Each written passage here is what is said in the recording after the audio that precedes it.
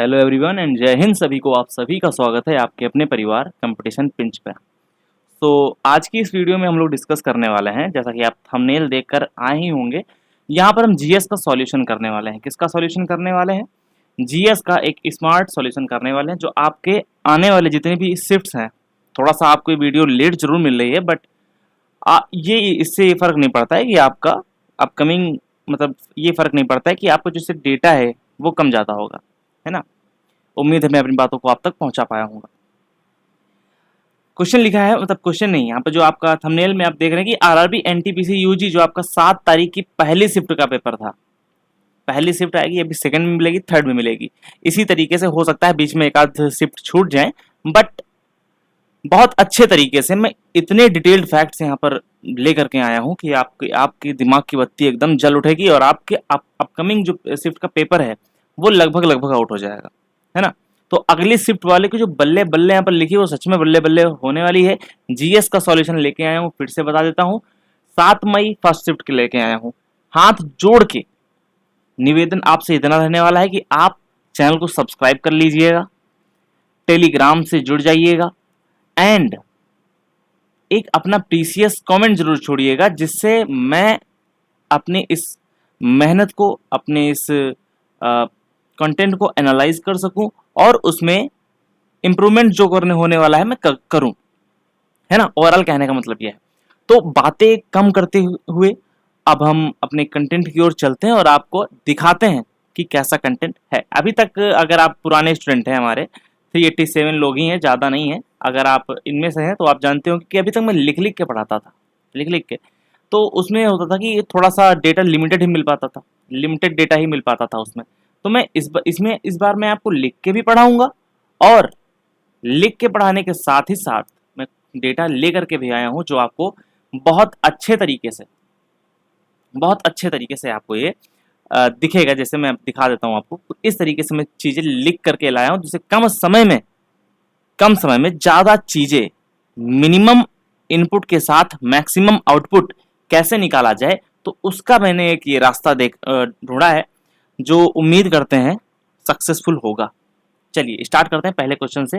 पहला क्वेश्चन दिया है कि पटचित्र निम्नलिखित में से किस राज्य की एक पारंपरिक चित्रकला है? तो भाई सब कोई जानता है, आपका उड़ीसा इसका सही उत्तर हो जाएगा, है ना। यहाँ पर सही उत्तर भी लाया, क्योंकि थोड़ा सा होता था कि बाई मिस्टेक, गलती से कुछ गलत इधर तो निकल जाता था, तो उसकी वजह से थोड़ा सा कंफ्यूजन हो सकता था। बट मैं यहाँ पर इस बार गलती ना हो, बहुत ही अच्छे से वेरीफाई करके चीज़ों को लिख करके लाया हूँ। ओके, तो चलिए कुछ इससे रिलेटेड फैक्ट्स भी समझते हैं। आपकी जो प्रमुख चित्रकलाएं हैं, जैसे आपका मधुबनी हो गया, आपका ये बिहार का है। बिहार की प्रसिद्ध चित्रकला है जो मिथिला चित्रकला के नाम से भी हम जानते हैं इसको। अब चाहे मधुबनी कहो, अब चाहे आप मिथिला कहो। वारली आपका महाराष्ट्र की प्रमुख आदिवासी चित्रकला है, जो गेरू और चावल के पेस्ट से आपकी बनाई जाती है। और सबसे बड़ी चीज आपकी एक्स्ट्रा फैक्ट्स मैं बताता चलूंगा, ऐसा नहीं कि बिल्कुल नहीं बताऊंगा, पढ़ के चला जाऊंगा, नहीं, ऐसा नहीं होने वाला है। जो वारली है आपका, इसमें कैसे पैटर्न को फॉलो करते हैं? तो आपका जो ज्यामितीय पैटर्न है, कैसा पैटर्न है? ज्यामितीय पैटर्न है, या फिर आप ये कहो जो ज्योमेट्रिकल पैटर्न्स हैं इसमें, वो आपके इसमें फॉलो होते हैं। जैसे मैं एक वारली चित्रकला बना के दिखाता हूँ आपको। ये ऐसे ऐसे और ऐसे ऐसे ऐसे ऐसे और इस तरीके के कुछ चित्र बनाए जाते हैं, जो कि, है ना, आई थिंक वारली चित्रकला,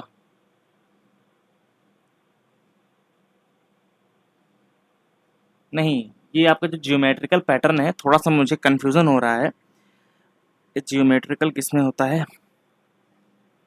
अभी नहीं इसको करेंगे ना, अभी नहीं करेंगे इसको, थोड़ा सा कंफ्यूजन हो रहा है मुझको। आई थिंक वारली में नहीं होता है। एक इसी तरीके की एक और आपकी चित्रकला आती है, जिसमें हम गोबर का लेप पहले दीवार को पेंट करते हैं एंड देन चावल के आटे से उसको हम उस पर ये चित्रकलाएं जो होती है उसको बनाते हैं। ये उसी से थोड़ा सा मिलता जुलता है, बट एग्जैक्ट नाम जो है वो मुझको याद नहीं आ रहा है। कि अभी मुझको याद आएगा तो मैं जरूर बताऊंगा। ओके, तो आप पहले ये इन फैक्ट्स के बारे में सुनो, गलत जानकारी आप तक नहीं मिलेगी। तो वारली आपका महाराष्ट्र में है। बड़ी ठंडी राजस्थान के किशनगढ़ शैली की यह चित्रकला भारत की मोनालिसा बनाई जाती है। क्यों भारत की मोनालिसा इसको कहा जाता है? इसमें जो आपका बड़ी ठंडी है, इसमें जो फीमेल्स होती हैं, फीमेल्स का जो एक उसकी सुंदरता जो रहती है उसका चित्रण इसमें ऐसा किया जाता है कि इसको इसी वजह से इसको भारत की मोनालिसा कहा जाता है। कलमकारी आपका आंध्र प्रदेश की है। कपड़ों पर प्राकृतिक रंगों से ब्लॉक प्रिंटिंग और हाथ से की जाने वाली चित्रकारी है।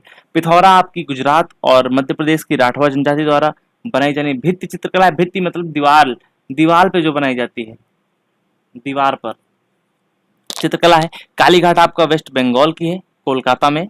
मेनली आप कहाँ पर होता है? कालीघाट टेम्पल में होता है, जो कि काली माता का मंदिर है। काली मंदिर के पास विकसित हुई चित्रकला है। थांगका एक होती है, थांगटा होती है। थांगटा तो आपका एक अलग, थांगका और थांगटा अलग है। तो थांगटा क्या होता है? ये आपका मार्शल आर्ट है, थांगटा। जनरली इसको हम डांसेस में पढ़ते हैं। थांगटा आपकी ये क्या है? आपकी मार्शल आर्ट है, जो कि आपका सिक्किम से है। तो सिक्किम, लद्दाख एंड हिमाचल प्रदेश का बौद्ध धर्म संबंधित सूती रेशम कपड़े पर की जाने वाली आपकी चित्रकला है। एक चित्रकला लिख लो, चेरियल। चेरियल आपकी लिख लो, है ना।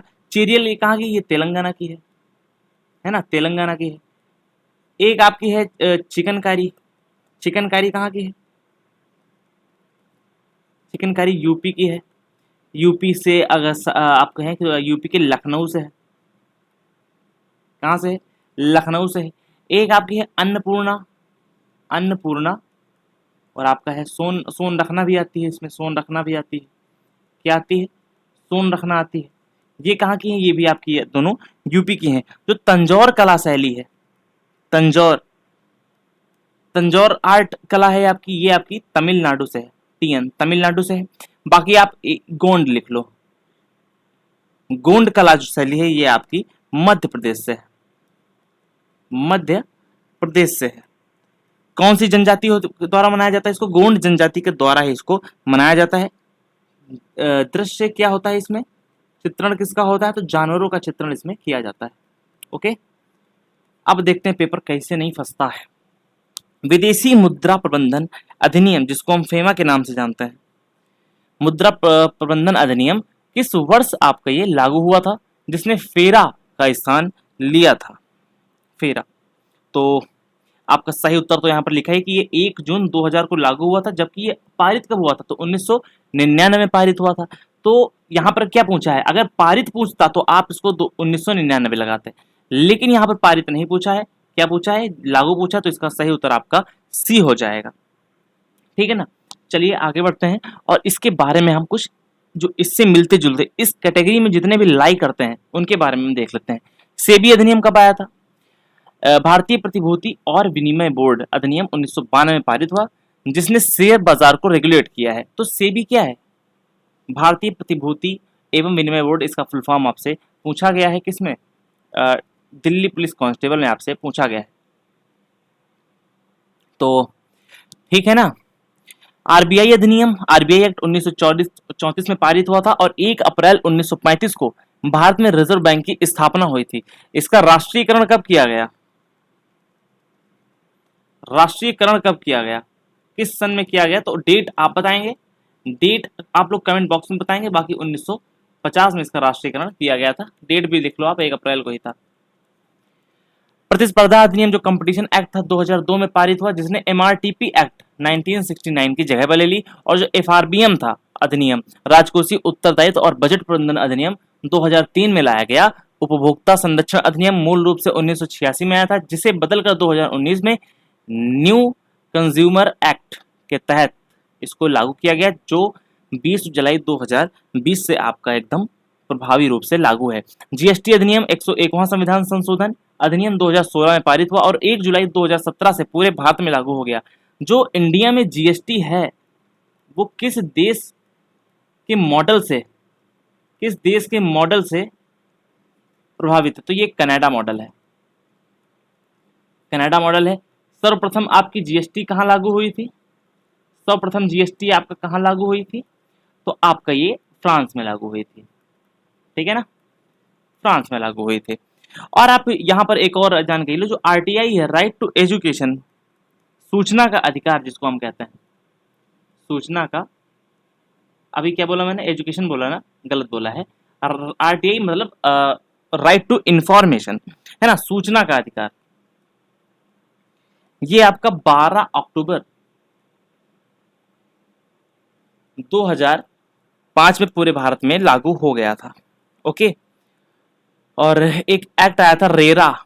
ये रेरा क्या है भैया? तो ये रियल एस्टेट रेगुलेटिंग एक्ट है रेरा। बिल्डर्स की मनमानी को रोकने के लिए इसको 2016 में लाया गया था। लद्दाख को आधिकारिक तौर पर किस तिथि को भारत का केंद्र शासित प्रदेश बना दिया गया था? अच्छा, तो इसका जो सही उत्तर हो जाएगा आपका ऑप्शन बी हो जाएगा एकदम से सही उत्तर। 31 अक्टूबर 2019 को ये भारत का एक केंद्र शासित प्रदेश के रूप में इसको मान्यता मिल चुकी थी। ठीक है ना। भाषा के आधार पर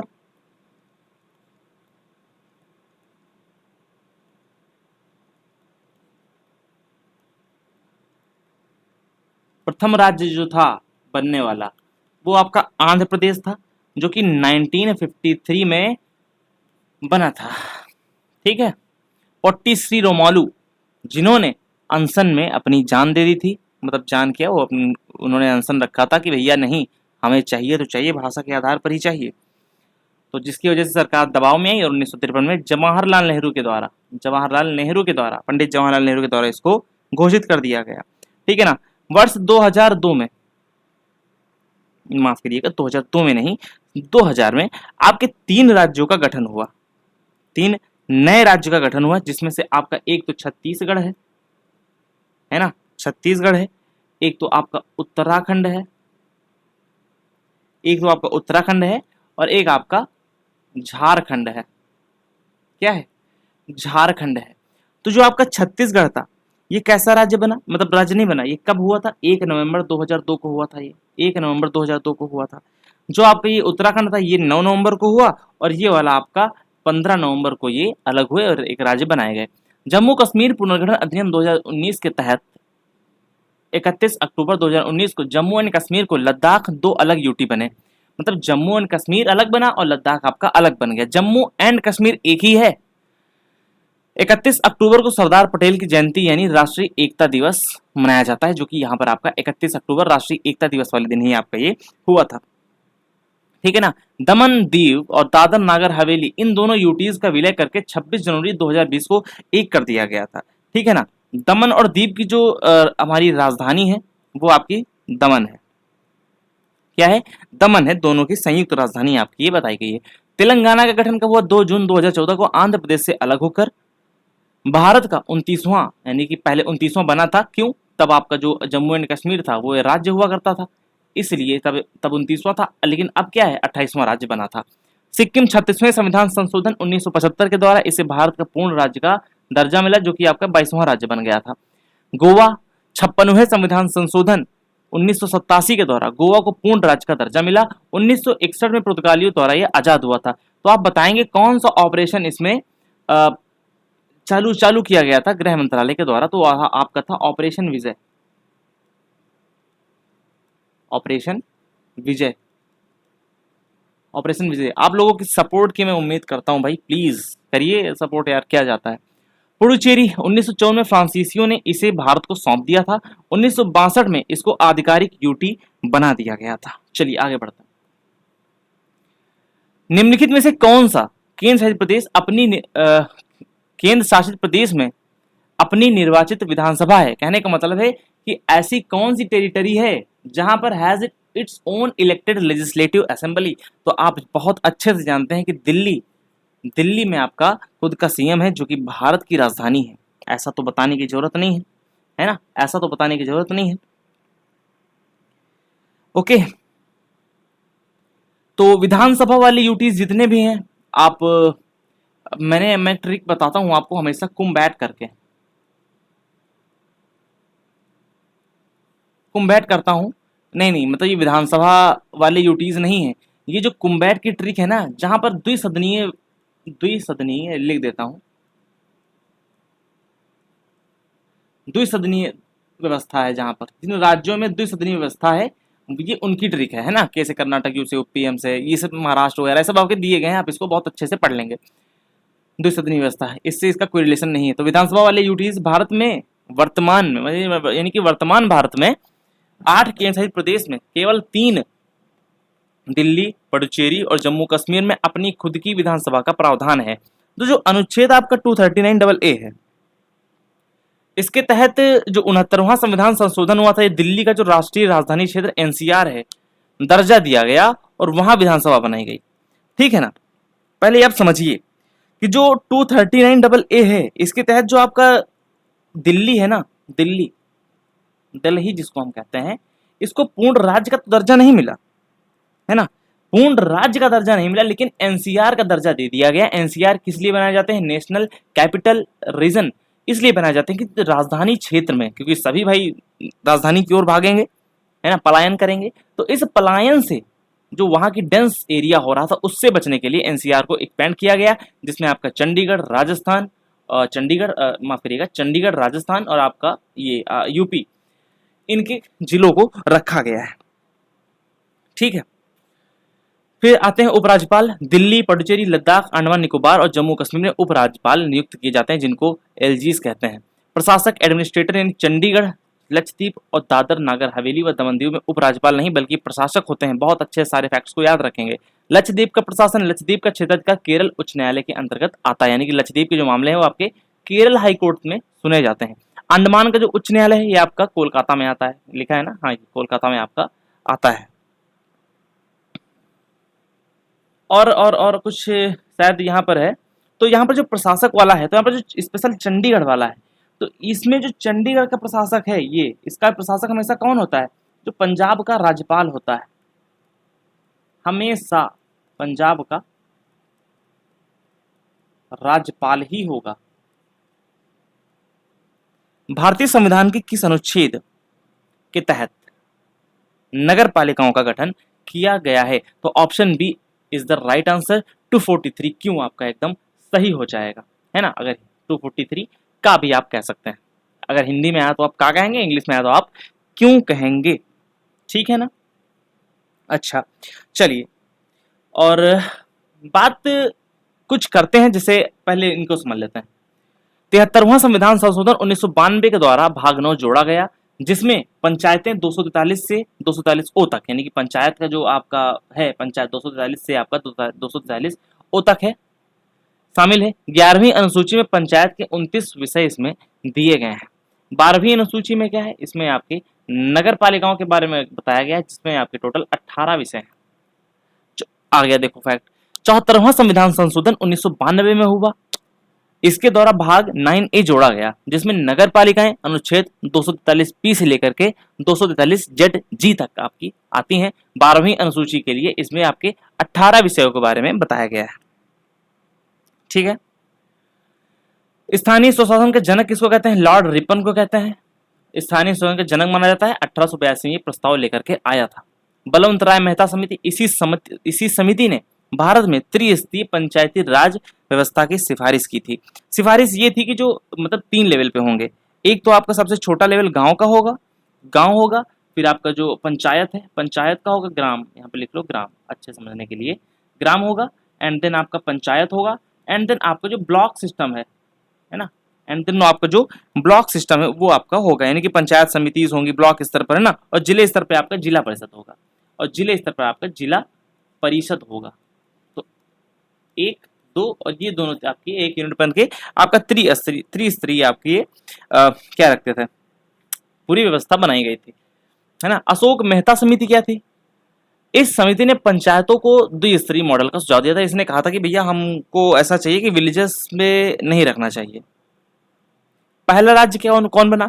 2 अक्टूबर 1959 को राजस्थान के नागौर जिले में पहली बार पंचायती राज की शुरुआत हुई। याद रखेंगे 2 अक्टूबर 1959। मिनिमम 2 बार 2x पर लगा करके 2 बार देख जाओ, एक बार पढ़ लो, बहुत अच्छे से हो जाएगा आपका काम। राज्य वित्त आयोग आपका 243 आई में आता है। राज्यपाल हर 5 साल में पंचायतों की वित्तीय समीक्षा करते हैं, इनके पास ऐसा अधिकार होता है। जो आपका 24 अप्रैल है, यहां पर देखेंगे, यहां पर देखोगे तो आपका जो 24 अप्रैल है, 24 अप्रैल को क्या मनाया जाता है? आपका राष्ट्रीय पंचायती राज दिवस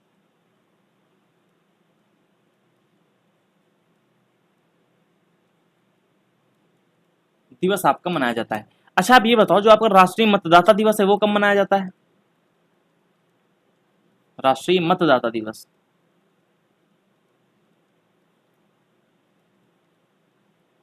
मतदाता दिवस कब मनाया जाता है? आप बताओ। आपका जो इंटरनेशनल इंटरनेशनल कैंसर डे है, कैंसर डे है, ये कब मनाया जाता है? राष्ट्रीय युवा दिवस आपका कब मनाया जाता है? राष्ट्रीय युवा दिवस आपका कब मनाया जाता है? ये आपका 12 फरवरी को मनाया जाता है। कब मनाया जाता है? 12 फरवरी को मनाया जाता है। इंटरनेशनल कैंसर डे आपका 4 फरवरी को मनाया जाता है। कब मनाया जाता है? 4 फरवरी को मनाया जाता है। राष्ट्रीय मतदाता दिवस, मतदान करके आप कहाँ जाएंगे? गणतंत्र दिवस में जाएंगे, यानी कि ये 25 जनवरी को मनाया जाता है। 25 जनवरी को आपका ये मनाया जाता है।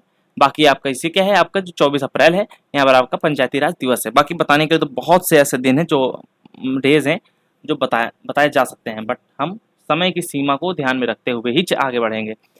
भारतीय संविधान के किस अनुच्छेद के तहत किसी राज्य में राष्ट्रपति शासन लगाया जा सकता है? सबसे पहली बात जो आप ये समझो, जो आपातकाल है हमारा, आपातकाल ये कहाँ से लिया गया है? जर्मनी हमेशा आपातकाल जैसी स्थितियों में रहा, हिटलर यहाँ पर हुआ, तो इस हिसाब से आप समझो। आपातकाल टोटल 3 प्रकार का होता है।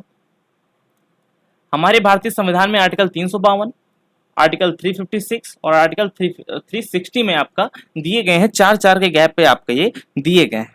ठीक है, अगर कोई राज्य सरकार है, अगर आपके नियमों से, केंद्र सरकार के नियमों से नहीं चल रही है ना, और आप ये समझो, अगर किसी कोई पार्टी, रूलिंग पार्टी वहां पर है और उसके पास बहुमत नहीं है, तो वहां पर राष्ट्रपति सीधा अपना कंट्रोल ले सकता है। जैसे अभी हम एक एग्जाम्पल लें, जो आपका तमिलनाडु में टीवी के जीती है ना, टीवी के जीती, थालापति विजय की पार्टी, विजय, अभी तो खैर वो सीएम बन गए हैं, बट उनके पास बहुमत नहीं था। इस स्थिति में होता क्या, अगर वो बहुमत साबित नहीं कर पाते तो वहां पर राष्ट्रपति शासन लगने के चांसेस थे, लेकिन बहुत ही रेयर चांसेस थे, बहुत ही रेयर। क्यों? अगर दो जो डीएमके यहाँ पर दिखेंगे, समझेंगे आप, डीएमके और जो एआईडीएमके है, अगर वो दोनों जुड़ जाते तो ये गठबंधन अपना घोषित करके राज्यपाल से सरकार गठन के लिए प्रस्ताव साबित कर सकते थे। खैर, आपका 352 में आपका राष्ट्रीय आपातकाल है, तो ये होगा नहीं, तो आपका ऑप्शन बी जो है ये वाला एकदम करेक्ट हो जाएगा। तो इसमें आपका राष्ट्रीय आपातकाल है, आगे लिखी होंगी चीजें।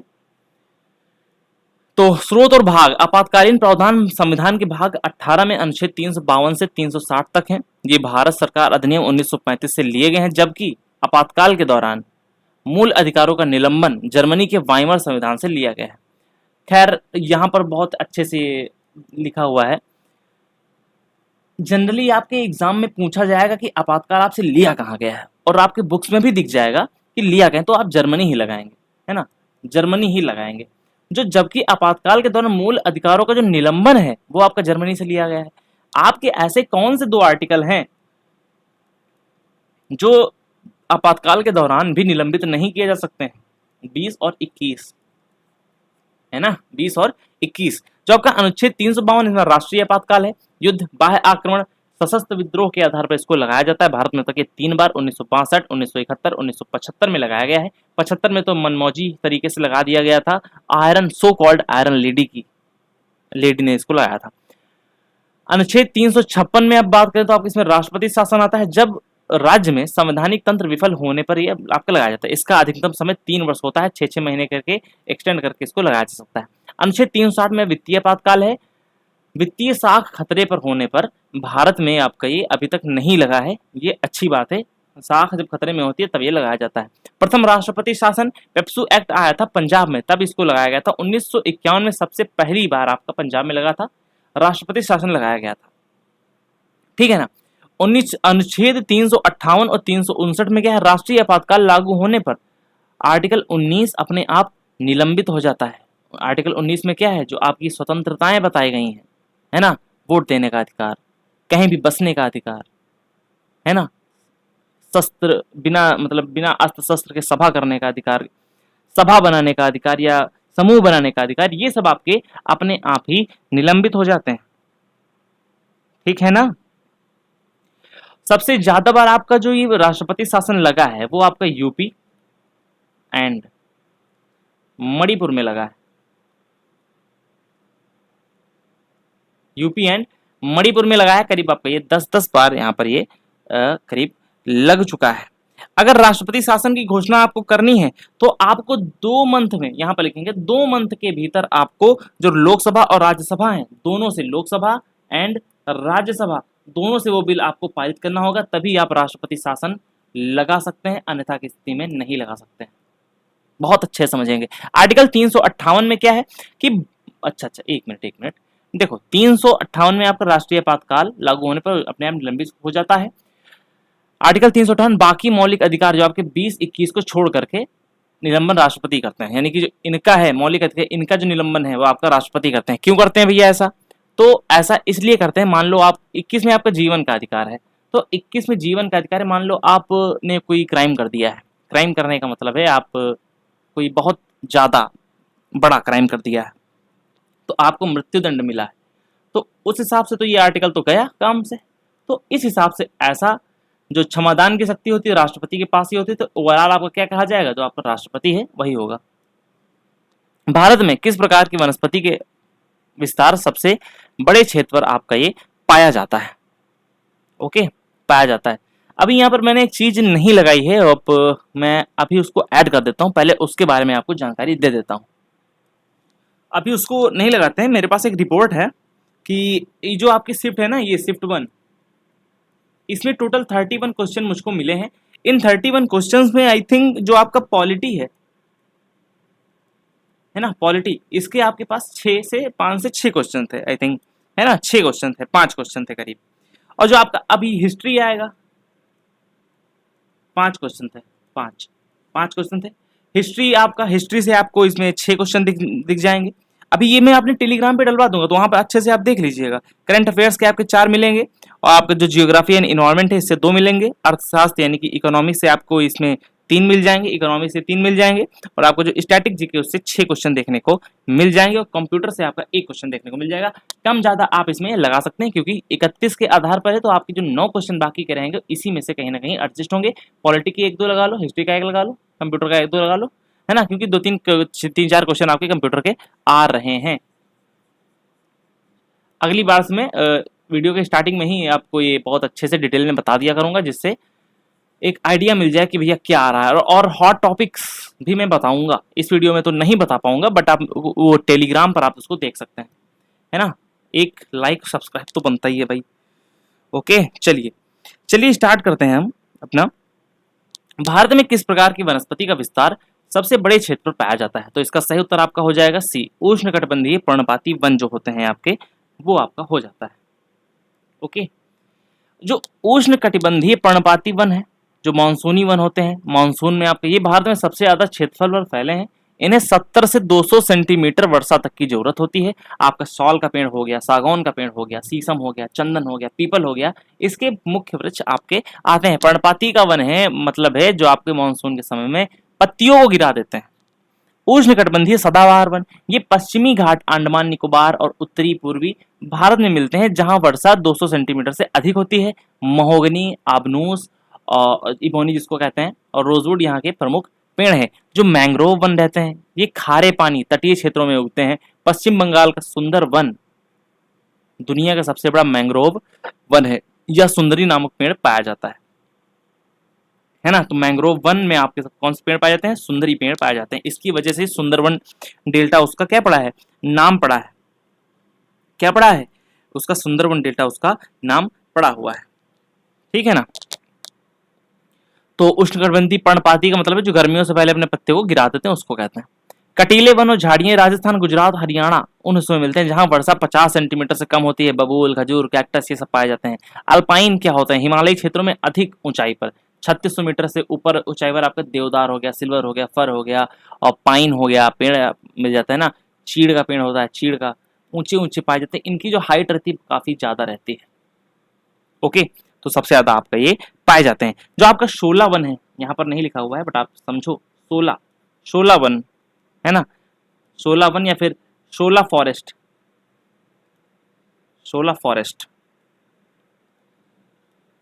ये आपके कहाँ पाए जाते हैं?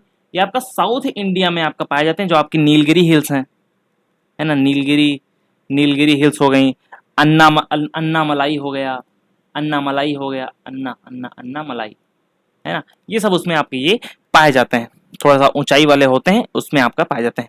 सबसे ज्यादा वन किस राज्य में है? सबसे ज्यादा वन वाला राज्य आपका क्या है? एमपी है, एमपी है। लेकिन प्रतिशत के हिसाब से कौन है? प्रतिशत के हिसाब से आपका मिजोरम है ना, मिजोरम है। चलिए, स्पीड हम थोड़ी सी अब इंक्रीज करेंगे क्योंकि वीडियो लंबी हो सकती है, इसलिए हम इंक्रीज करेंगे अपनी स्पीड को।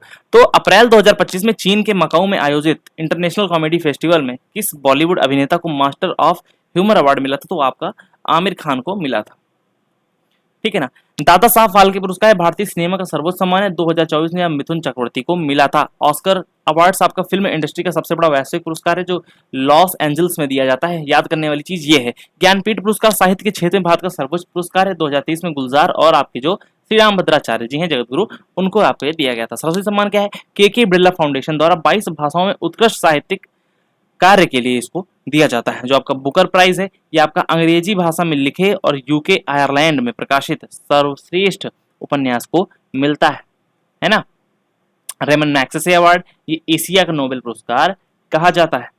9 नवंबर 2025 में 60वां अखिल भारतीय डीजीपी आईजीपी सम्मेलन छत्तीसगढ़ के किस जिले में आपका ये हुआ? तो आपका रायपुर एकदम सही उत्तर हो जाएगा। G20 शिखर सम्मेलन 2023 में भारत नई दिल्ली में हुआ था, 2024 में ब्राजील के रियो में हुआ था, और 2025 में इसका सम्मेलन प्रस्तावित है, नहीं हो चुका है, यहाँ पर गलत है, प्रस्तावित नहीं, अफ्रीका में आपका ये सम्मेलन 2025 अफ्रीका में हो गया है। तो COP क्या है? कॉप क्या है? कॉन्फ्रेंस ऑफ पार्टीज क्या है? तो आपका जो जलवायु परिवर्तन पर COP28 दुबई UAE में हुआ था, COP29 बाकू अजरबैजान में हुआ था। याद रखेंगे सारी चीजों को। ब्रिक्स समिट 2024 में रूस में आयोजित हुआ, 2025 में ब्राजील में आयोजित होगा, नहीं हुआ है, ये थोड़ा सा क्या है, ओल्ड डेटा ऐड करके रखा है ना। ब्रिक्स में अब 10 सदस्य हो चुके हैं। कौन है आपका जो भैया ब्रिक्स में आपका जो 2 सदस्य बढ़े हैं? कौन कौन से आपके बढ़े हैं? आपके जो आई थिंक कौन कौन से आपके बढ़े हैं? जो सार्क में तो आपका, चलो देखते हैं, सार्क में तो बड़ा था, बट आपका ब्रिक्स में कौन कौन से बड़े हैं? बहुत ही मतलब ठीक है, ब्रिक्स याद बताना है ना, कौन कौन से इसमें आपके बड़े हैं। तो आपका जो आसियान है समिट 2024 का आसियान शिखर सम्मेलन लाओस में आपका आयोजित किया गया था। एससीओ संघाई सहयोग संगठन 2024 का शिखर सम्मेलन कजाकिस्तान अस्ताना में हुआ। बेलारूस इसका 9वां सदस्य बना है। जो आपका बिम्ब स्टेक है, BIM, बिम स्टेक होता है, यहाँ बिम स्टेक, इसका जो सचिवालय है या फिर ऑफिस आप कह सकते हैं, इसका जो सचिवालय है वो आप ढाका कांगला देश में है ना। कांगला देश का मतलब समझो ना, कंगाल देश, कांगला देश यानी कि बांग्लादेश में है। जो आपका सार्क है, इसका जो आपका मुख्यालय है कहाँ पर है, आप लोग कमेंट बॉक्स में बताएंगे। इसमें जो आपका जो अभी 8वां देश बना है, 8 देश टोटल है इसमें, अभी तक 7 थे बट 8 देश अभी हो चुके हैं। जो आपका 8वां देश बना है 2000, अभी नहीं बना है, बहुत पहले बन चुका था, 2007 में ही बन गया था, वो आपका अफगानिस्तान है ना। मुख्यालय कहाँ है कमेंट बॉक्स में बताएं ना। निम्नलिखित में से कौन सा मानव विकास सूचकांक HDI की गणना का पैरामीटर नहीं है? तो आपका जो निर्धनता रेखा है, पॉवर्टी लाइन है, ये आपका इसमें नहीं होगा, है ना। क्यों नहीं होगा? आओ बहुत अच्छे समझते हैं।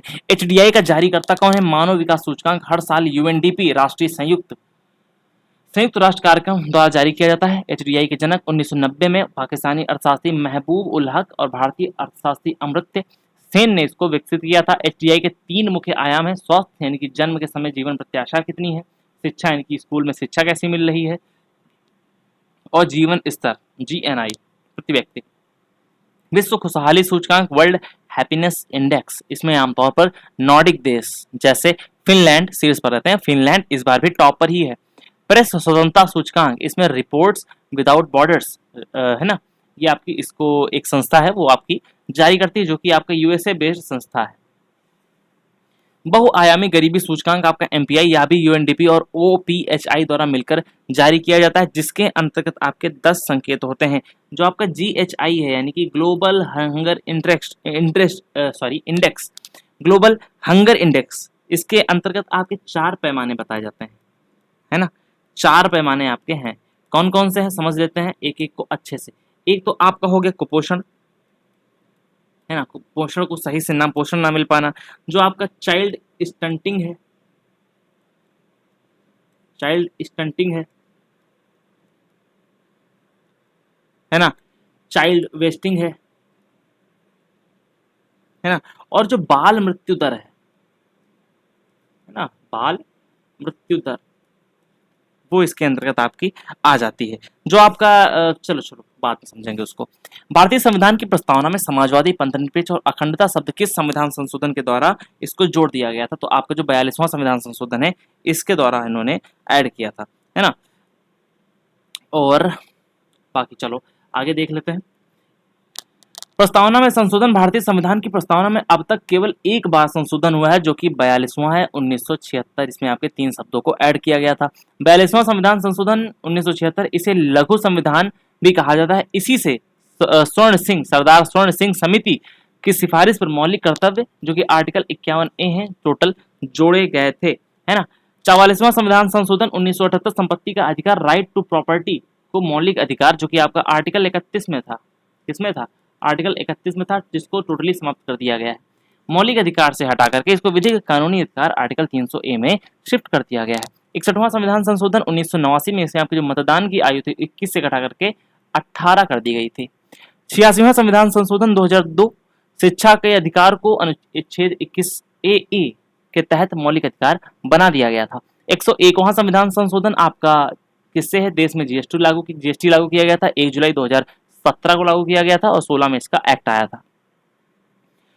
106वां संविधान संशोधन 2023, नारी शक्ति वंदन अधिनियम, जिसके तहत लोकसभा और विधानसभा में महिलाओं को आरक्षण दिया जाएगा, जो कि टोटली तरीके से फेल हो गया है। अपोजिशन ने इसको बाइकआउट कर दिया है।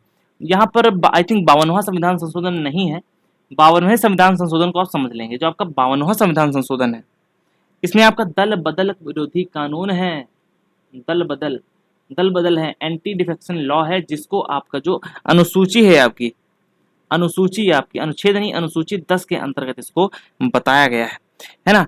और 7वां संविधान संशोधन देख लो। 7वां संविधान संशोधन 1956 में हुआ था। इसमें आपका जो राज्य पुनर्गठन आयोग है, राज्य पुनर्गठन आयोग, उसके बारे में बताया गया है ना। राज्य पुनर्गठन आयोग नहीं, मतलब इसमें राज्य पुनर्गठन के बारे में इसमें बताया गया है। स्वतंत्रता दिवस 15 अगस्त पर भारत के प्रधानमंत्री राष्ट्रीय ध्वज कहाँ फहराते हैं? है ना, फहराते हैं। लोगों के फैक्ट, मतलब ये तो आंसर तो हो जाएगा, लेकिन एक मिथ बना हुआ है, मिथ नहीं बना हुआ है, कंफ्यूजन आप कह सकते हैं कि फहराना एंड लहराना, एंड व्हाट इज लहराना। तो क्वेश्चन से ही क्लियर हो गया होगा कि देखो, स्वतंत्रता दिवस यानी 15 अगस्त पर झंडा क्या होता है? फहराया जाता है। ये आपका 15 अगस्त पर होता है। जो लहराया जाता है आपका 26 जनवरी को होता है ना, जनवरी को होता है, ठीक है ना। जो 15 है, इसमें आपका रस्सी से नीचे से आपका खींच के ऊपर चढ़ता है ना। कॉलोनियल झंडा नीचे उतरेगा, ये ऊपर चढ़ेगा, ये इसका प्रतीक होता है। बाकी इसमें क्या होता है, ऊपर ही बंधा रहता है, इसके अंदर फ्लावर्स रहते हैं, जिसको खोल दिया जाता है, झंडा ऊपर से ही फहरा दिया जाता है, जिसको आपका फ्लैग अनफर्लिंग कहते हैं। क्या कहते हैं? चलिए एक्स्ट्रा फैक्ट्स के बारे में जानते हैं। गणतंत्र दिवस 26 जनवरी, इस दिन देश के राष्ट्रपति कर्तव्य पथ यानी पुराना इसका राजपथ था, पर झंडा फहराते हैं, जबकि 15 अगस्त को प्रधानमंत्री लाल किले पर, है ना। तो याद रखेंगे 26 जनवरी को राष्ट्रपति आपका झंडा इसमें फहराते हैं। राष्ट्रीय ध्वज को अपनाना, एक मिनट, गणतंत्र दिवस 2026 को इस दिन पर झंडा फहराते हैं, तो आपका राष्ट्रपति झंडा फहराते हैं। राष्ट्रीय ध्वज कहाँ फहराते? तो आपका जो 15 अगस्त को होता है फहराना होता है, 15 अगस्त को फहराना होता है। लहराना आपका होता है 26 जनवरी पे, है ना। तो यहाँ पर आई थिंक फहराना नहीं होगा, यहाँ पर लहराना होगा। देखा, मिस्टेक, लहराना।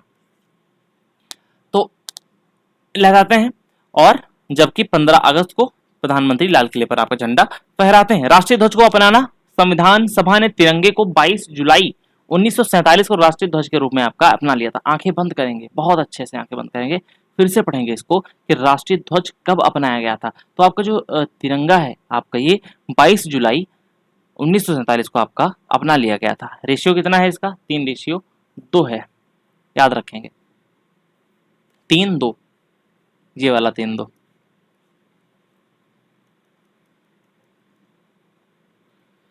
ध्वज का डिजाइन किसने किया था? भारतीय राष्ट्रीय ध्वज जो आपका है, इसका डिजाइन पिंगली वेंकैया ने तैयार किया था। लंबाई चौड़ाई का अनुपात आपका 3:2 होता है। राष्ट्रगान और राष्ट्रगीत, 24 जनवरी 1950 को जन गण मन को राष्ट्रगान और वंदे मातरम को राष्ट्रगीत के रूप में अपना लिया गया था। ओके। राष्ट्रीय प्रतीक है सारनाथ स्थित अशोक के सिंह स्तंभ को 26 जनवरी 1950 को राष्ट्रीय प्रतीक के रूप में अपनाया गया। इसमें सत्यमेव जयते जो लिखा हुआ है उसको कहां से लिया गया है? आपका मुंडको उपनिषद से आपका ये लिया गया है ना। चलो, अकबर ने मुगल प्रशासन में मनसबदारी प्रणाली की शुरुआत मुख्य रूप से क्यों की थी, है ना।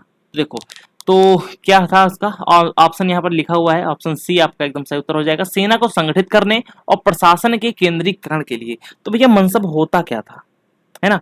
देखो, इसमें एक होता था जात तथा सवार का मनसब दिया जाता था। जात होता था, सवार होता था, आपका क्या होता था? सवार होता था, है ना। जो जात होती थी ये आपका रैंक डिसाइड करती थी, किनकी? अधिकारियों की रैंक डिसाइड करती थी, है ना। क्या करती थी? आपकी रैंक, या फिर आप ये कह सकते हैं हैसियत कितनी है आपकी, कितने जात का मनसब है आपके पास, है ना। हैसियत एक टाइप की अधिकारियों की डिसाइड करती थी। उसका वेतन कितना होता था, वेतन वगैरह तय करना, ये सब उसी पर था। और जो सवार क्या होता था? जो सवार ये बताता कि जो आपके अधिकारी हैं, है ना, वो कितने घुड़सवार सैनिक उनके पास हैं। घुड़सवार सैनिकों की संख्या निर्धारण करता था। घुड़सवार सैनिक की संख्या। मुगल प्रशासन समझ लेते हैं बहुत अच्छे से। मनसबदारी प्रथा इसे 1571 में अकबर ने शुरू किया था। मनसब एक अरबी शब्द है जिसका अर्थ है पद, रैंक। इसमें जात और सवार 2 पद होते थे, मैंने आपको बता दिया है। दहसाला बंदोबस्त, टोडरमल ने इसको, हाँ ये लिखा हुआ है यहाँ पर। 1580 में अकबर के वित्त मंत्री जो आपके राजा टोडरमल थे, उन्होंने भू राजस्व की यह प्रणाली शुरू की थी। इसे जब्ती प्रणाली के नाम से भी जानते हैं। दीन इलाही अकबर ने 1582 ईस्वी में सभी धर्मों की अच्छी बातें मिलाकर इस नए धर्म को शुरुआत की थी। इसे मानने वाला जो पहला एकमात्र हिंदू था वो आपका बीरबल था। इबादत खाना 1575 ईस्वी में फतेहपुर सीकरी में धार्मिक चर्चाओं के लिए अकबर ने इसका निर्माण कराया था। जजिया कर, अकबर ने 1564 में गैर मुस्लिमों पर लगने वाला जजिया कर को समाप्त कर दिया था, जिसे 1659 ईस्वी में औरंगजेब ने दोबारा लागू किया था। याद रखेंगे, 1669 में आपका औरंगजेब ने फिर से लागू किया था। अकबर ने 1564 में गैर मुस्लिम को लगने वाला जजिया कर समाप्त कर दिया था। मीर बख्शी, मुगल काल में सैन्य विभाग का जो प्रमुख मीर बख्शी होता था उसको कहते थे। जो मनसब के वेतन आदि को देखता था वो आपका मीर बख्शी होता था। 14 नंबर क्वेश्चन है आपका, 18वीं शताब्दी में उत्तरार्ध में बंगाल में हुए प्रसिद्ध सन्यासी विद्रोह का प्रमुख कारण क्या था? तो आपका जो सन्यासी विद्रोह बंगाल में भीषण अकाल और तीर्थ यात्रा पर प्रतिबंध लगा देना, जी आपका इसका एक सबसे बड़ा कारण था। एक विद्रोह लिखेंगे, रंपा विद्रोह। रंपा विद्रोह 2 साल चला था, 1922 से लेकर के 1924 में, है ना। कहां पर हुआ था? आंध्र प्रदेश में हुआ था। नेतृत्व किसने किया था? आपके जो अल्लूरी सीताराम राजू हैं, अल्लूरी सीताराम राजू ने इसका नेतृत्व किया था, जिसपे मूवी बनी है RRR, नाटू नाटू नाटू। ओके, इसमें आपका हुआ था। सन्यासी विद्रोह का उल्लेख, इस विद्रोह की पूरी कहानी बंकिम चंद्र चटर्जी ने प्रसिद्ध उपन्यास आनंद मठ में लिखा है। इसी से हमारा राष्ट्रीय गीत वंदे मातरम भी लिया गया है। संथाल विद्रोह 1855-56 में हुआ था। यह झारखंड बंगाल क्षेत्र में हुआ। इसके प्रमुख नेता सिद्धू और कान्होजी थे। मुंडा विद्रोह 1899 से लेकर के 1900 में, यह उलगुलान विद्रोह भी इसको कहते हैं। जो आपका मुंडा विद्रोह है, ये उलगुलान, यानी उलगुलान का शाब्दिक अर्थ क्या होता है? महाविद्रोह, है ना। इसका अर्थ क्या होता है? महाविद्रोह, महाविद्रोह भी कहते हैं। इसका नेतृत्व बिरसा मुंडा ने किया था। छोटा नागपुर क्षेत्र मतलब वहीं पर हुआ था ये। नील विद्रोह 1859, यह बंगाल के नदिया जिले, नादिया होता है फिलहाल तो, नादिया जिले में हुआ था। दीनबंधु मित्र ने अपने नाटक नील दर्पण में किसानों की दुर्दशा का वर्णन किया है। पाइका विद्रोह 1817 में बख्शी जगबंधु के नेतृत्व में यह विद्रोह उड़ीसा में हुआ था। इसे प्रथम स्वतंत्रता संग्राम घोषित करने की मांग उठती रही है। मुपाला विद्रोह 1921, यह केरल के मालाबार तट पर मुस्लिम किसानों द्वारा हिंदू जमींदारों और अंग्रेजों के खिलाफ हुआ था, याद रखेंगे। मुपाला विद्रोह लिख लो। अच्छा हाँ, लिख तो है, सही तो है, मुपाला ही तो बताया 1921 आपका, ठीक है ना। और हाँ, सबसे बड़ी चीज है कि जो आपका ये यहाँ पर ये इसको पकड़ो, हिंदू जमींदारों, ये बाद में इतना ज्यादा मतलब बढ़ा कि मुपाला विद्रोह ने खिलाफत ज्वाइन कर लिया था, है ना, खिलाफत ज्वाइन कर लिया था। हमेशा से इतिहास रहा है कि भाई हमारे मुस्लिम भाइयों को देश की सिचुएशन से ज़्यादा बाहर की सिचुएशन पर ज़्यादा मज़ा आता है ना। तो खिलाफत आंदोलन तुर्की के जो खलीफा थे उनके लिए आपका चलाया गया था, आप इतना याद रखें। और अभी वही होता जा रहा है। खैर मतलब यहाँ से मैं उसको रिलेट करने की कोशिश नहीं कर रहा हूँ। मेरे कहने का मतलब है अपने अंदर राष्ट्रीयता रखो, विदेश में क्या हो रहा है उस पर ज़्यादा जोर मत दो, कोई भी धर्म का हो, है ना। हिंदू लोग इजराइल करते हैं, हाँ ये इतना है कि इजराइल ने हमको हेल्प किया है, इनडायरेक्टली हेल्प किया है ना, तो इसलिए थोड़ा सा हो जाता है। लेकिन किसी को मसीहा मत बनाओ, ओके। आपका देश सबसे पहले आता है। 15 नंबर क्वेश्चन है कि जल H2O के अणु में द्रव्यमान के अनुसार हाइड्रोजन और ऑक्सीजन का अनुपात कितना होता है? तो आपका 1:8 हो जाएगा। यदि परमाणु संख्या का अनुपात पूछे तो आपका 2:1 लगाएंगे, बाकी आपका जो इसने पूछा आपका 1:8 हो जाएगा। स्पीड थोड़ी सी बढ़ा करके रखेंगे। जो द्रव्यमान अनुपात का लॉजिक होता है ना, जो आपका द्रव्यमान अनुपात का जो लॉजिक है इसमें, हाइड्रोजन का परमाणु 1 होता है, वह जो O होता है ऑक्सीजन का होता है 16। तो H2O में 2 हाइड्रोजन और 1 ऑक्सीजन यानी कि 2:1 इंटू रेशियो 16 होता है, यानी कि 2 से 1 कट जाएगा, 1 रेशियो फिर आपका 8 आ जाएगा, है ना। तो इसलिए आपका काटने पर आपका 1/8 आता है। कार्बन डाइऑक्साइड CO2 में सेम इसी तरह होता है 12:36, यानी कि इसको जब कट करेंगे तो 3:8 आपका आ जाएगा। अमोनिया NH3 में आपका 14:3 होता है, इसलिए कटेगा नहीं, आपका ये प्राइम नंबर है तो आपका 14:3 हो जाएगा। 3 पर आपका प्राइम नंबर है ना। निश्चित अनुपात का नियम क्या होता है? यह नियम वैज्ञानिक जोसेफ प्राउस्ट ने दिया था, याद रखेंगे। निश्चित अनुपात का नियम जोसेफ प्राउस्ट ने दिया था। इसके अनुसार किसी यौगिक में तत्व हमेशा द्रव्यमान के एक निश्चित अनुपात में ही मौजूद होते हैं। भारी जल क्या है? D2O, ड्यूटेरियम ऑक्साइड को भारी जल भी कहते हैं। इसका उपयोग नाभिकीय रिएक्टर में मंदक के रूप में आपका किया जाता है। और आप याद रखना, जो D2O है इसकी खोज किसने की थी? तो हेरोल्ड उरे ने की थी। कब की थी? हेरोल्ड उरे कब की थी? 1931 में की थी। कहां पर की थी? तो USA के वैज्ञानिक थे, वहां पर इन्होंने किया था। पोलराइज्ड सनग्लास, धूप के चश्मे, प्रकाश की किस परिघटना के आधार पर चमक को कम करते हैं? तो आपका जो ध्रुवण है, पोलराइजेशन है, ये आपका सही उत्तर हो जाएगा। जो ध्रुवण पोलराइजेशन होता है यह गुण केवल अनुप्रस्थ ट्रांसवर्स तरंगों में होता है। प्रकाश का ध्रुवण सिद्ध करता है कि जो आपका प्रकाश का अनुप्रस्थ तरंग है, ध्वनि तरंगों का ध्रुवण नहीं कर सकता है ना। पोलराइजेशन हो जाना, अनुप्रस्थ तरंगे ट्रांसवर्स जो आती हैं, टेढ़ी आती हैं, उनका करता है। प्रकीर्णन होता है, स्कैटरिंग हो जाना, आसमान का नीला रंग दिखाई देना, सूर्योदय सूर्यास्त के समय सूरज का लाल दिखना और खतरे का सिग्नल लाल होना प्रकाश के प्रकीर्णन का ही कारण है।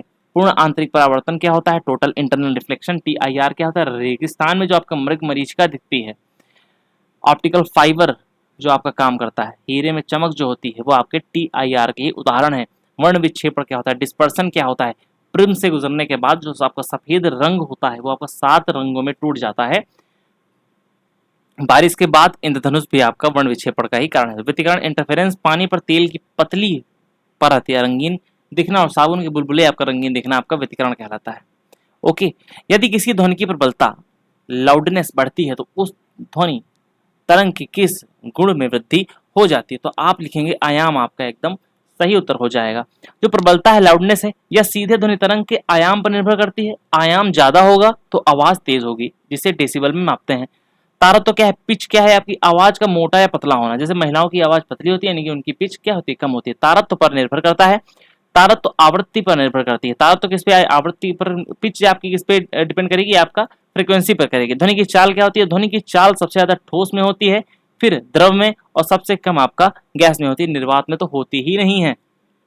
प्रतिध्वनि इको हो, साउंड टकरा के इधर वापस आना, है ना। तो आप इको सुनने के लिए श्रोता और परावर्तक सतह के बीच कम से कम 17.2 मीटर की दूरी होनी चाहिए, है ना। इसी छोटे कमरे में इको नहीं होता है।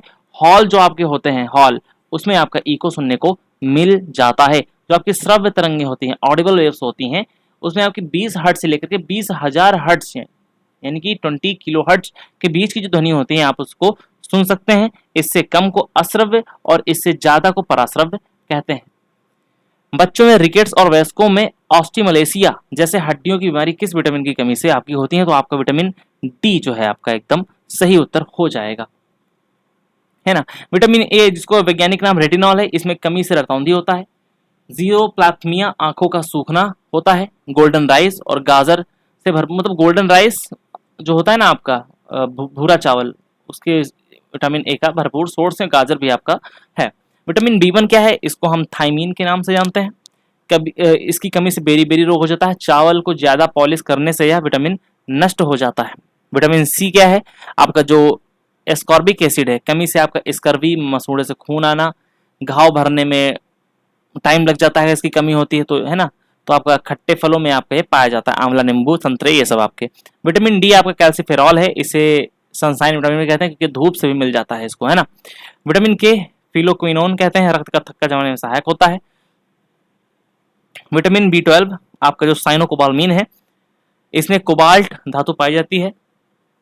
कमी से परनीसियस एनीमिया, रक्त अल्पता होता है। घुलनशीलता विटामिन बी और सी जल में घुलनशील ADA के, यानी कि कीड़ा भी आप कह सकते हैं कि EDA, कीड़ा भी आप कह सकते हैं, जल में घुलनशील विटामिन है आपके।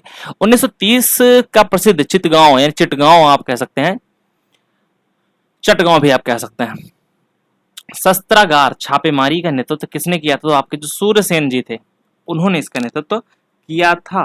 क्या किया था? उन्होंने इनका नेतृत्व किया था।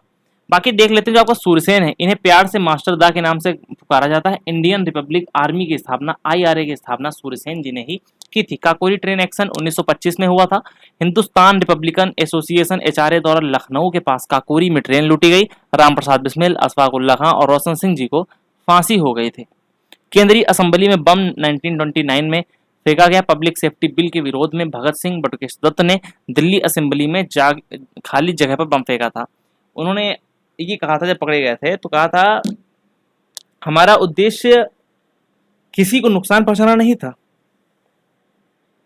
बल्कि हमारा उद्देश्य ये था कि जो हमारी ये जो बहरी सरकार है, ये उसके कानों तक आवाज जाए, इसलिए हमने बम को फोड़ा है ना। वहां पे हमारे जवाहरलाल नेहरू भी थे, सब लोग थे। सैंडर्स की हत्या 1928 में लाला लाजपत राय की मौत का बदला लेने के लिए भगत सिंह राजगुरु ने जॉन सैंडर्स की हत्या कर दी। टारगेट पे ये नहीं था, बट पहले आ गए तो पेल दिए गए। चंपारण सत्याग्रह 1917 में हुआ था। तिनकठिया प्रथा के विरोध में महात्मा गांधी ने भारत का पहला सत्याग्रह कर दिया था, है ना। चलो आगे बढ़ते हैं, और आगे बढ़ते हैं आपका Vindhyachal super thermal power station Bharat के किस राज्य में आपका स्थित है? तो आपका ऑप्शन बी एकदम सही हो जाएगा। सिंगरौली जिले में है। भारत का सबसे बड़ा थर्मल पावर प्लांट आपका ये हो जाता है। तारापुर आपका महाराष्ट्र में स्थित है। कहां पर है आपका? महाराष्ट्र में। यह भारत का पहला व्यावसायिक परमाणु ऊर्जा स्टेशन है। कुड़नकुलम तमिलनाडु में रूस की सहायता से यह भारत का सबसे बड़ा न्यूक्लियर पावर प्लांट है, याद रखेंगे कुड़नकुलम। नरौरा या उत्तर प्रदेश के बुलंदशहर में स्थित एकमात्र परमाणु ऊर्जा संयंत्र है। ककरापार आपका गुजरात में ताप्ती नदी के पास स्थित परमाणु संयंत्र है। कहेगा आपका कर्नाटक में है, याद रखने की ट्रिक, का से कहेगा, का से कर्नाटक है, बच्चों वाली ट्रिक है। तो भड़ला सोलर पार्क राजस्थान में स्थित दुनिया का सबसे बड़ा सोलर पार्क है ये, रामागुंडम फ्लोटिंग सोलर। तेलंगाना में भारत का सबसे बड़ा तैरता हुआ और ऊर्जा संयंत्र स्थापित करने वाला आपका ये आपका है। जो आपका रावत भाटा है, रावत भाटा कहाँ पर है? ये आपका राजस्थान में है। कहाँ पर है? राजस्थान में। इसको किसके सहयोग से बनाया गया था? तो आपको इसको कनाडा के सहयोग से बनाया गया था, कनाडाज हेल्प, तकनीकी सहयोग से आपका ये बनाया गया था। और जो आपका कलपक्कम है, ये कलपक्कम है इधर, अच्छा नहीं है, लिख लो कलपक्कम कहाँ पर है? कलपक्कम, पक्कम पक्कम कैसे लिखा जाएगा भाई? कलपक्कम ये कहाँ पर है आपका? ये तमिलनाडु में है, मद्रास एरिया में आपका। बाकी आप ये कह सकते हैं कि ये स्वदेशी है, पूर्ण स्वदेशी।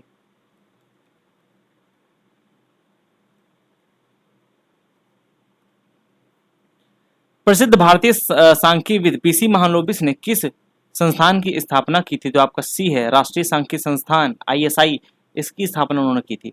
द्वितीय पंचवर्षीय योजना 1956 से 61 में चली थी। पहली आपकी 51 से लेकर के 56 तक चली थी, फिर आपका 61 से 66 तक चली थी, फिर आपका योजनाओं का था, माफ करिएगा 3 साल आपका गैप रहा है ना। फिर यह योजना आपका भारी उद्योगों पर केंद्रित थी, पूरी तरह से पीसी महालोबिस मॉडल पर आधारित थी। राष्ट्रीय सांख्यिकी दिवस जो है आपका, है ना, राष्ट्रीय सांख्यिकी पीसी महालोबिस का जन्मदिन 29 जून को भारत में नेशनल स्टैटिक्स डे के रूप में मनाया जाता है। इसरो भारतीय अंतरिक्ष अनुसंधान संगठन की स्थापना 15 अगस्त 1969 को विक्रम साराभाई के भारतीय अंतरिक्ष कार्यक्रम का जनक भी कहा जाता है। इन्हीं के जन्मदिन पर आपका ये शुरुआत हुआ था। CSIR वैज्ञानिक और औद्योगिक अनुसंधान परिषद की स्थापना 1942 में, इसके संस्थापक निदेशक शांति स्वरूप भटनागर थे। बार्क भाभा परमाणु अनुसंधान केंद्र डॉक्टर होमी जहांगीर भाभा ने स्थापित किया था। इन्होंने भारतीय परमाणु कार्यक्रम का भी इनको जनक माना जाता है। DRDO की स्थापना 1 जनवरी 1958 में हुई थी, जिसका मुख्यालय आपका नई दिल्ली में देखने को मिल जाएगा। प्रथम पंचवर्षीय योजना, प्रथम FYP आपका मैंने बताया कि आपका चली थी, जो मॉडल था वो आपका हैरोड डोमर मॉडल था। क्या था? हैरोड डोमर कहा जाता है फिलहाल तो, हैरोड डोमर मॉडल पर आधारित था। जो आपका नीति आयोग है, नीति आयोग किसका स्थान लिया? नीति आयोग ने आपका स्थान लिया योजना आयोग का, है ना, योजना आयोग का। इसका गठन कब हुआ था? 1 जनवरी 2015 में हुआ था। बौद्ध संघ के भिक्षुओं और भिक्षुणियों के लिए बनाए गए नियमों का संग्रह किस त्रिपिटक में आपका मिलता है? तो आपका विनय पिटक में इसका सही उत्तर देखने को मिल जाता है। त्रिपिटक बौद्ध धर्म में सबसे पुराने और मुख्य ग्रंथ हैं। इनकी रचना पाली भाषा में की गई है। सुत्त पिटक इनमें बुद्ध के उपदेशों और धार्मिक विचारों का संग्रह है। इसे बौद्ध धर्म का इंसाइक्लोपीडिया भी कहा जाता है। अभिधम्म पिटक, इसमें बौद्ध धर्म के निर्दार्शनिक सिद्धांतों की व्याख्या की गई है। जातक कथाएं, इनमें महात्मा बुद्ध के पूर्व जन्मों के 500 से अधिक कहानियों का वर्णन किया गया है। जो बौद्ध संगीतियां हैं आपकी दूसरी, तीसरी, चौथी, दूसरी आपकी वैशाली कालाशोक के समय हुई, तीसरी आपका पाटलिपुत्र अशोक के समय हुई, चौथी कुंडलवल कश्मीर में हुई थी, पहली आपका राजगृह में हुई थी। ओके, और आपका जो मिलिंद पन्हो है या इंडो ग्रीक राजा मिनांडर और बौद्ध भिक्षु नागसेन के बीच की वार्ता को दर्शाता है ना। जो मृत्यु है महात्मा बुद्ध की कहाँ पर हुई थी? तो कुशीनगर में हुई थी। मृत्यु की घटना को कहते क्या है हम? कुशीनगर घटना को हम कहते क्या है? आपका महापरिनिर्वाण की घटना को हम कहते हैं। ओके, और दक्षिण अफ्रीका से लाई गई मादा चीता धीरा को भारत में किस कोनो कहाँ है? कोनो सी आपका एकदम सही हो जाएगा, जो कि मध्य प्रदेश में है। प्रोजेक्ट टाइगर भारत में बाघों के संरक्षण के लिए 1973 में शुरू किया गया था। प्रोजेक्ट एलिफेंट 1992 में शुरू किया गया था। वन्यजीव संरक्षण अधिनियम 1972 में आया था। हेमिस जो कि आपका लद्दाख में है, भारत का इससे सबसे बड़ा राष्ट्रीय उद्यान है। स्नो लेपर्ड यहाँ पर पाया जाता है। साउथ बटन आपका अंडमान साउथ बटन हो गया, नॉर्थ बटन हो गया, जितने बटन वाले हैं याद रखना, जितने बटन वाले आए आंख बंद करके आप अंडमान निकोबार लगा देना। सबसे छोटा नेशनल पार्क है साउथ बटन। इसका जो एरिया है वो आपका 1 किलोमीटर स्क्वायर से भी कम है। काजीरंगा नेशनल पार्क असम में स्थित है। सॉरी,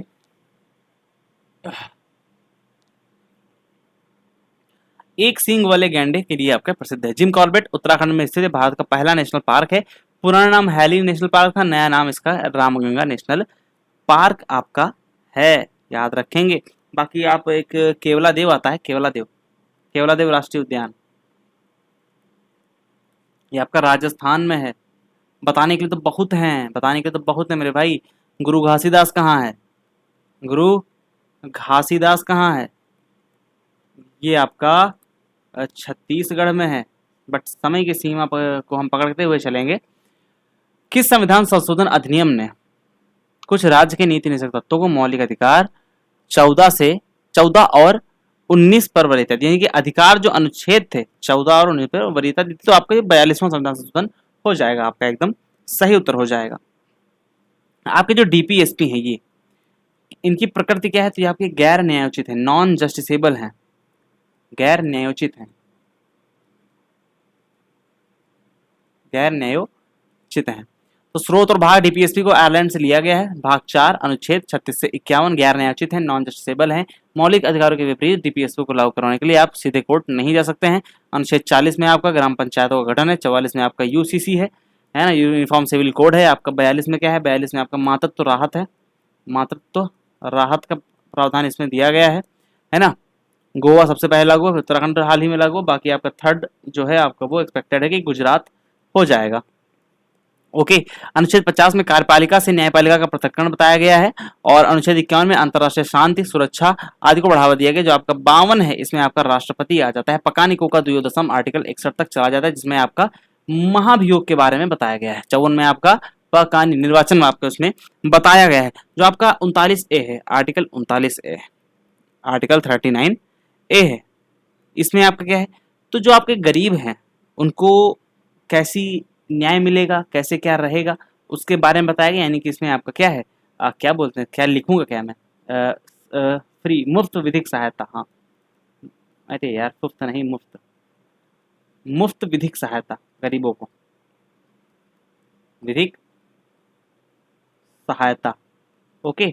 आर्टिकल 48 में क्या है? ये आपका पर्यावरण से संबंधित है ना, पशुवध को रोक लगाता है, ये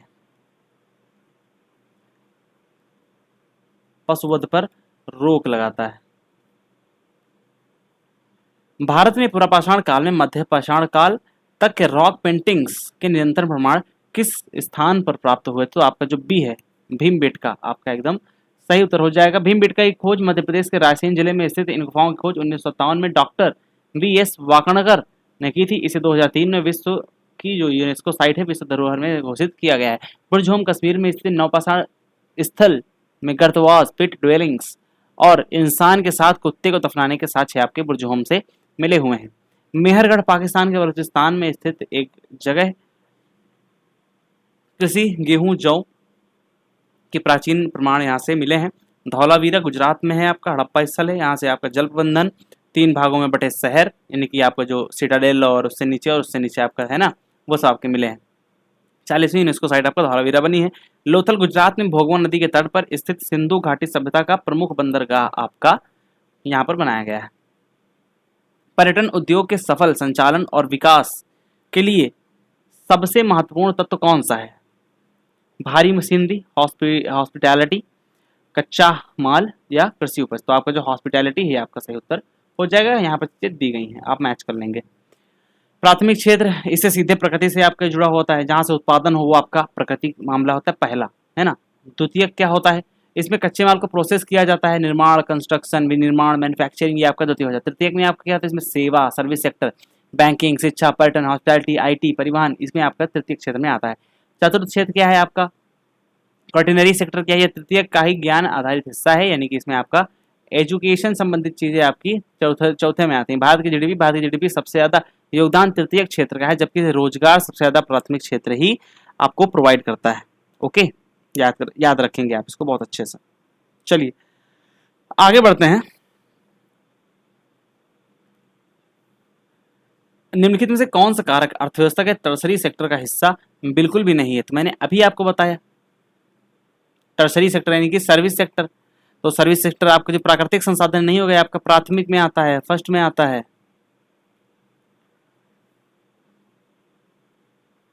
25 मार्च 2025 को नई दिल्ली में राज्य अल्पसंख्यक आयोग के सम्मेलन का उद्घाटन किसने किया था? करंट अफेयर्स का क्वेश्चन है आपका, ये जॉर्ज कुरियन आपका एकदम सही उत्तर हो जाएगा। और हाँ, आपको देखो एक्सपेक्टेड क्वेश्चन तो मिल जाता है, बट ऑप्शन जो हैं वो एग्जैक्ट नहीं मिल पाते हैं, इसलिए ऑप्शन को मैं ही अपनी तरफ से कोई ट्रिकी ऑप्शंस को ऐड करता हूँ। बाकी आपके जो आंसर है वो तो आपका सही होगा ही होगा। ओके, राष्ट्रीय अल्पसंख्यक आयोग यह एक वैधानिक निकाय है जिसकी स्थापना 1992 के एक्ट द्वारा की गई थी। राष्ट्रीय अल्पसंख्यक आयोग है ना। भारत में 6 अधिसूचित अल्पसंख्यक समुदाय हैं, मुस्लिम, ईसाई, सिख, बौद्ध, पारसी और जैन। पारसी और जैन को 2014 में शामिल किया गया। पारसी जैन को नहीं, सिर्फ जैन को 2014 में शामिल किया गया था। SC/ST आयोग अनुच्छेद 338 के तहत राष्ट्रीय अनुसूचित आयोग NCCS और NCSC और अनुच्छेद 338A के तहत अनुसूचित जनजाति आयोग आपका जो NC/ST है इसका गठन हुआ है। OBC आयोग 102वां संविधान संशोधन के द्वारा अनुच्छेद 338B जोड़कर राष्ट्रीय पिछड़ा वर्ग आयोग को संवैधानिक दर्जा दिया गया था। चुनाव आयोग अनुच्छेद 354 में निर्वाचन आयोग का प्रावधान है। स्थापना 25 जनवरी 1950 को हुई थी। राष्ट्रीय मतदाता दिवस आपका मनाया जाता है। वित्त आयोग 280 के तहत हर 5 साल में वित्त आयोग का गठन होता है। 16वें वित्त आयोग के जो अध्यक्ष है वो आपके अरविंद पनगड़िया साहब हैं। नीति आयोग 1 जनवरी 2015 को योजना आयोग की स्थापना पर अध्यक्ष हमेशा PM होता है। ओके, सब्सक्राइब कर लेंगे यार।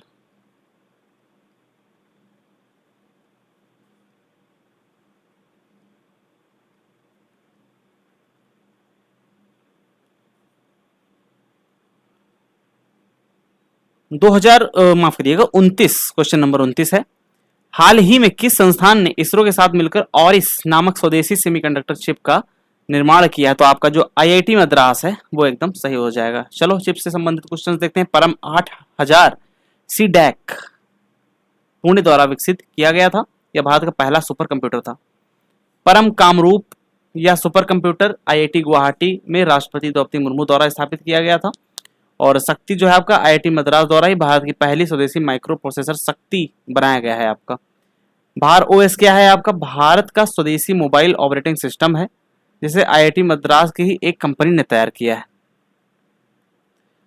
इसरो में के मिशन आपके गगनयान हो गए। भारत का पहला मानव अंतरिक्ष मिशन है चंद्रयान 3 आपका। 23 अगस्त राष्ट्रीय अंतरिक्ष दिवस में आपका मनाया जाता है क्योंकि 23 अगस्त को इसको सफलतापूर्वक चंद्रमा के नॉर्थ पोल पे इसको लैंड कराया गया था, जो कि 14 से 16 डेज का मिशन था सिर्फ।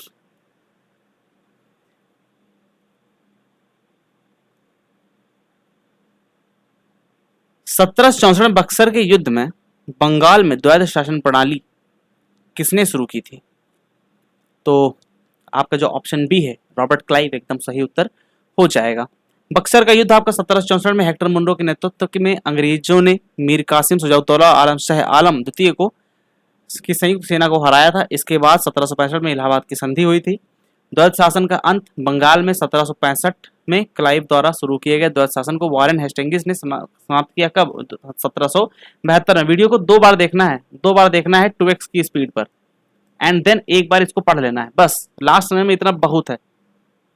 स्थायी बंदोबस्त आपका परमानेंट सेटलमेंट 1793 में लॉर्ड कॉर्नवालिस ने बंगाल बिहार में इसे लागू किया। कॉर्नवालिस को सिविल सेवा का जनक भी कहा जाता है। सहायक संधि लॉर्ड वेलेजली ने 1798 में इसे सख्ती से लागू किया। इसे स्वीकार करने वाला पहला राज्य आपका जो था वो आपका था हैदराबाद। कौन सा था भैया? हैदराबाद था। व्यक्तिगत सिद्धांत doctrine of lapse Lord logy द्वारा राज्य हड़प नीति लागू की गई थी। पहला शिकार 17/1848 में बना लिया गया था। स्थानीय शोषण का जनक लॉर्ड रिपन 1882 इसका जनक कहा जाता है। एल्बर्ट बिल विवाद में एल्बर्ट बिल जो विवाद हुआ था वो आपका किसके? रिपन के समय हुआ था। कंप्यूटर में ASCII कोड कितने बिट का होता है? तो आपका ये ऑप्शन बी 128 बिट का आपका होता है। American standard code of information interchange इसका नाम होता है 7 बिट का होता है और बाइट का होता है आपका वो 128 बाइट का होता है ना। जिसके अंदर कैरेक्टर आपके कितने होते हैं? 128 आपके कैरेक्टर होते हैं। जबकि एक्सटेंड करना मतलब एक्सीडेंट पढ़ रहा था, ASCII 8 बिट का होता है। ओके, तो मेमोरी की इकाइयां एक निब्बल है। एक निब्बल में आपके 4 बिट्स आते हैं। 1 बाइट में आपका 8 बिट्स आते हैं। 1 किलो बाइट्स में आपका 1024 बाइट्स आपके आते हैं। ओके, यूनिकोड दुनिया भर की सभी भाषाओं और प्रतीकों और अक्षरों को कंप्यूटर में दर्शाने के लिए अब यूनिकोड का प्रयोग ज़्यादा होता है। वोलेटाइल मेमोरी क्या है? रैम आपकी है, रैंडम एक्सेस मेमोरी है। आपने एक कंप्यूटर वाली वीडियो बहुत प्यार दिया और देखो ये सब बताया मैंने वहाँ पे, ये सब कुछ बताया मैंने वहाँ पे। ओके, जो आपके प्रीवियस ईयर अभी पिछला जो पेपर आपका हुआ है ग्रेजुएट लेवल का, उसके सारे क्वेश्चंस को कराया था। वोलेटाइल होती है यानी बिजली जाते ही डेटा आपका उड़ जाता है। जो वोलेटाइल होती है इसमें आपका बिजली जाते ही आपका डेटा उड़ जाता है। नॉन वोलेटाइल आपकी रोम रीड ओनली मेमोरी होती है, इसमें डेटा परमानेंट आपका क्या होता है? रहता ही रहता है। ओके, जो आपका बिट होता है ना, बिट, इसकी जो वैल्यू होती है, वैल्यू बाइनरी में होती है। इसकी वैल्यू आपको पता ही होता है, पता ही है कि इसको बाइनरी में होती है। 0 से 1 बाइनरी तक इसकी क्षमता होती है। चलो, best of luck for your exam. अगर आपका एग्जाम जस्ट बाद में ही है तो चाहिए अच्छे से देख करके 2x पे देखिए 2 बार और 1 बार रिवीजन कर लीजिए, बहुत अच्छा आप करके आएंगे, यकीन मानिए। एक सब्सक्राइब तो बनता है ना दोस्त। ओके, बाकी मिलते हैं आपको अगली वीडियो में। और 1 घंटे 11 मिनट की वीडियो हुई है। बाकी एक ये चीज़ कहूँगा, ये जो आप देख रहे हैं ना, ये पीपीटी, ये आपको हमारे टेलीग्राम पर मिल जाएगी। ज़्यादा से ज़्यादा लोग जुड़िए, ज़्यादा से ज़्यादा सब्सक्राइब करिए और शेयर करिए यार, एकदम तहलका मचा दीजिए, है ना। और टेलीग्राम फट से 387 मेरे सब्सक्राइबर्स लगभग हो ही गए हैं, इसको 1K तक पहुंचा दो। बहुत ही ज़्यादा आपसे हाथ जोड़ के रिक्वेस्ट रहने वाली है। और अब मैं ये चीज़ करूँगा कि थोड़ा सा अगर ये वीडियो लंबी होती है तो 1 घंटे की होंगी, तो अगर आप लोग प्यार दिखाएंगे तो मैं 3 शिफ्ट की लेकर के आऊँगा, है ना। नहीं तो मैं 1 शिफ्ट की लेकर के आऊँगा, है ना। बहुत ज़्यादा 2 शिफ्ट की ले आऊँगा और बाकी इनके नोट्स आपको मैं प्रोवाइड करा दूंगा, वो भी मेरे टेलीग्राम पे। तो अच्छे से जुड़ जाइएगा टेलीग्राम पे। ओके, चलिए तो मिलते हैं आपको अगली वीडियो में। तब तक के लिए जय हिंद, जय भारत, वंदे मातरम, सॉरी।